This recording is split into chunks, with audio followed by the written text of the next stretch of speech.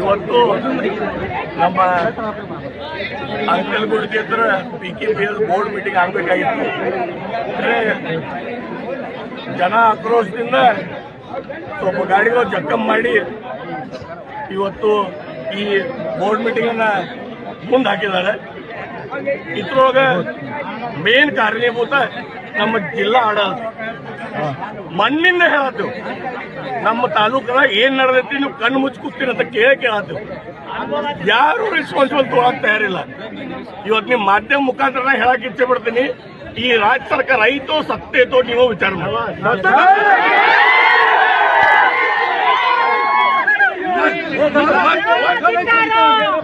ಈ DCC bank election ಈ ನಮ್ನಿ ದಬ್ಬಾಳಿಕೆಯಿಂದ ಮಾಡೋದಿದ್ರೆ ನಮ್ಮ ಜನನು ಕೈಯಾಗ ತೋದೈತಿ. ನಿಮ್ಮ ಜಿಲ್ಲಾ ಆಡಳಿತ ಏನ್ ಮಾಡ್ತೈತಿ ನೋಡಕ್ ನಾವು ಗಟ್ಟದು.